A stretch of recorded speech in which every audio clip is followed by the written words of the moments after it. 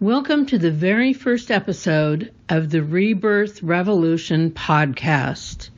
My name is Melissa Olson. We're going to jump right into the meaning and purpose of this podcast. Rebirth Revolution. To the untrained eye, the world looks like a horrific train wreck. It looks as though it could be the end of the world.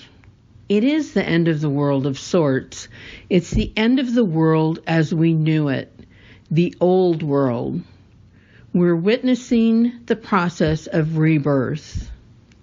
Rebirth is painful, ugly, and miraculous. The rebirth will be a process that lasts for decades to come. It is the ultimate battle between good and evil. The choices you make along the way will contribute to the eventual outcome. The fact that we and others have the capacity to destroy the planet and each other makes the process all the more critical and time-sensitive. We also have the capability to turn this all around and create instead a planet that supports and promotes our highest ideals. Part of the rebirth process you're witnessing right now is what I'll call the great reveal, the time when we start to understand that people and organized groups of people are not who we thought they were. These truths will continue to bubble to the surface, as they should. We can't fix whatever we're unwilling to drag out into the light. The reveal and the reckoning that follows are essential for the growth and healing of all involved. This can be disturbing to watch, especially when it's a revelation about someone or some group that you held in high esteem. Know that this process is essential to that person or organization. It's essential to them healing the wounds they've been hiding for quite some time. This is for the betterment of all. It makes it easier to watch when you know that it's all going to result in a better world, both for us and those involved.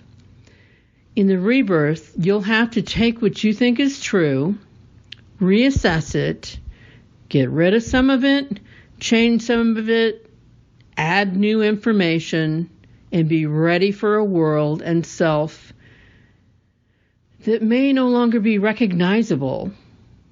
Every single part of what you have known to be true must be re-examined.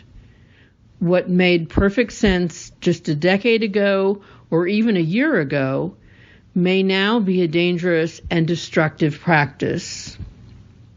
We're moving at warp speed, where every action brings about a quick reaction as well as unintended, unknowable consequences. Our need to ride and adapt to these waves of change will determine the outcome. Our willingness to be wrong and recalibrate will be essential. The chaos is not limited to political matters, nor is it limited to one country. It's an unstoppable train that will ultimately affect the entire planet. This is way bigger than a political season. This rebirth will make anew every aspect of life, and the end result will reflect that which people were most willing to tackle and adjust to fit the hearts and minds of the majority. The outcome of this rebirth can't be known at this time. It's completely dependent on the ways in which people choose to use their free will. Only the things that people were willing to fight for will exist at the end of the rebirth process. This process will not end with one election cycle.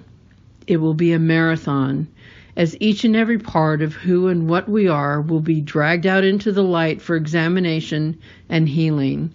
The process may be ugly, but it is absolutely necessary. The rewards to be earned will exceed anything we have imagined to date. The rebirth will usher in an unprecedented shift of power from the hands of the few to the hands of the many. Power structures that have been in place forever will crumble. They need to crumble.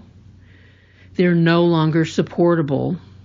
We have lived in a country that gave preferential treatment to some while leaving others out of the equation. The world that will exist after the rebirth will utilize the skills and talents of all people. Do not take any of these changes personally. Do not waste your time being outraged that change is necessary. You will need all of your energy to focus on what you want this world to look like and how you think it should operate once this transition is complete. In the meantime, you can expect to hear lots of screaming and witness much outrageous behavior from those who are losing their grip on unearned power. They will denigrate everyone who does not currently have power in an effort to convince you that they alone should run the show. The issues we face cannot effectively be solved by one segment of the population. It will require input from all corners with the ability to process layered and complex solutions. Up to this point, much of our thinking has been limited to how things look from where we are sitting.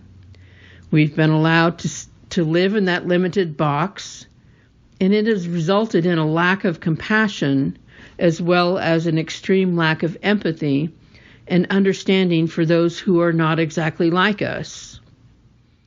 We need to recognize that the experience another person is having is not the same as the one we're having.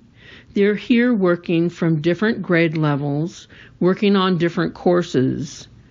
We do not get to overlay our experiences on theirs and declare how they should think, feel, or act.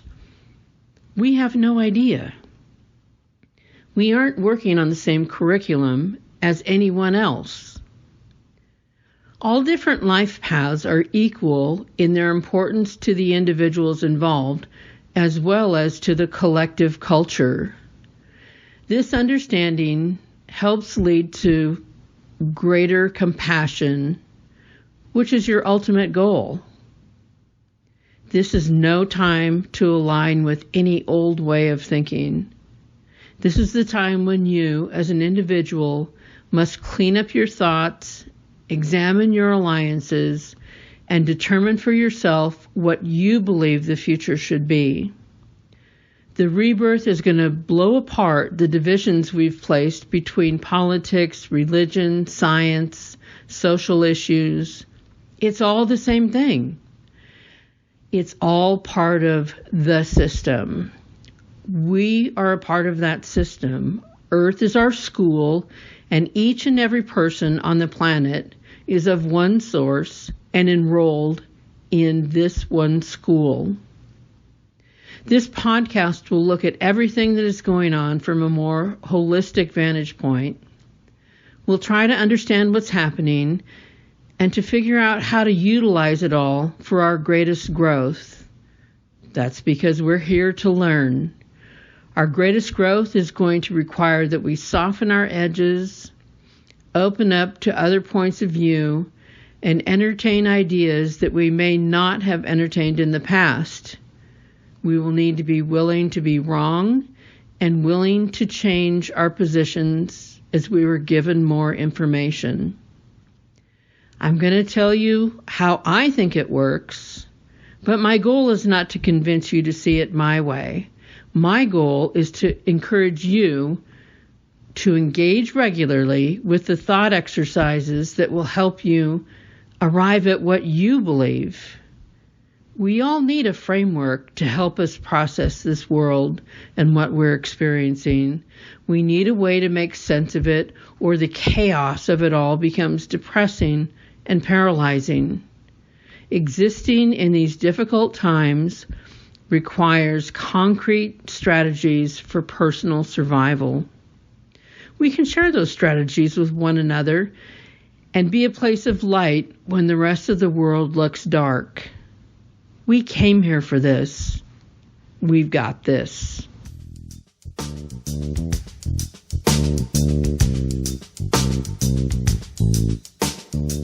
This will be so much more fun and interesting if you get involved. I'd love to hear your questions and concerns. What are you stuck on? What is stalling your forward movement? What wakes you up at 3 a.m.? What are the things that are going on right now that you just cannot get your arms around? We'll include these in the podcast and look at them through a different lens. Let's see if we can find fresh solutions to issues that are impeding our progress, both individually and as a culture. You can reach us at rebirthrev, R-E-V, @gmail.com, or post on our website at rebirthrevolution.com. I can't wait to hear from you.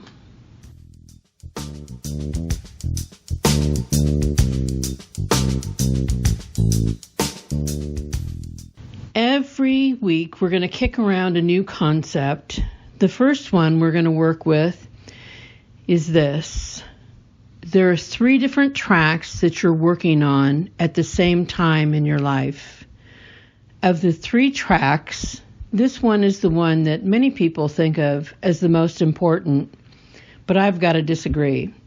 If I were to rank the 3 tracks, I think I'd put this one in 3rd place. We're going to talk about this first one. It is that of your earth experience. You show up here on earth as a baby. You grow into a self-sufficient being. Then if you live long enough, you return to a dependent state before departing. Along the way, your body is constantly changing. You're learning earth rules, and you're dealing with changing mindsets and requirements for each life stage. Your body is pre-wired to go through the stages of learning, from using your hands, learning to sit up, learning to crawl and walk. It's an astounding thing to watch a completely dependent blob turn into an engaging person within the first year on earth. Also in that year, your people teach you through their reactions what you do that brings about laughter or anger or frustration. You learn about either the affirming or hostile environment you're in through the people around you, both in your home and in the world at large. Something as simple as a smile from a stranger in the grocery store conveys to a baby that they are perceived as good and valued, and the world is a pleasant and welcoming place. As a child, your understanding of earth issues is limited by those you grow up with and where you live. For some people, childhood is a pleasant experience that sets them up for future well-being. For others, it begins a lifelong journey of trying to overcome what they experienced. I'm guessing most people experience a mix of the two, with it being mostly fine, but with a side of trauma. In your early earth years, others control what you're exposed to, but growing into adulthood gives you the ability, opportunity, and responsibility to take in a vast array of information, which makes your growth potential unlimited. It also brings into play the right to decide who will travel the rest of your journey with you. The earth experience is very difficult. You must grow into someone who can take care of yourself and others while finding your travel partners. Your body, in its maturation process, will use hormones to shift your focus and drive your behaviors. At some point, your body will decline and start becoming ready for checkout time. Along the way, You must figure out a way to keep a roof over your head and food on the table.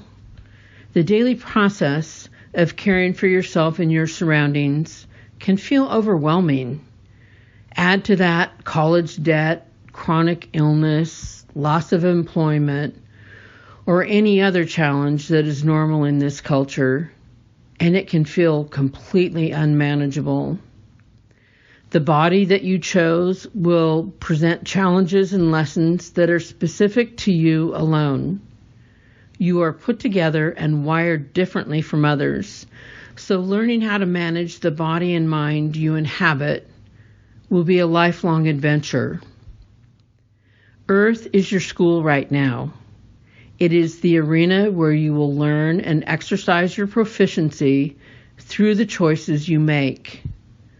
A fantastic thing about Earth is that we're surrounded by demonstrations of the Creator's thinking, which is what we call science. The complexity of science keeps a full understanding of any of the disciplines it includes outside of the reach of the greatest minds that have ever lived, even though they've been able to stand on the shoulders of generations of brilliant people. Of the parts that we do understand, the concepts that apply to one discipline apply to another. I can take the concepts behind how to plant a tree that will survive and apply that to how to raise a child who will be resilient. Earth is a great place to take your free will out for a spin. That's what it's all about. You are in this school to use your free will to choose between dark and light. Everywhere you look, you have choices to make. Will you choose correctly each and every time? Absolutely not. But that's part of your design, and your choices lead you down paths where wisdom exists that you wouldn't have found had you not taken the questionable turn. You're working towards an end goal of feeling nothing but love and compassion for yourself and others. Forgiving yourself and others for wrong turns is very much a part of the process, maybe the hardest part of the process.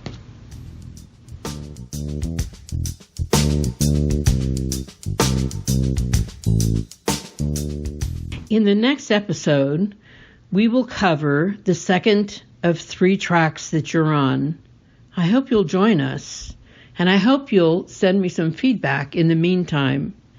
Until then, be open, be aware, watch for clues, and smile at every baby you see this week.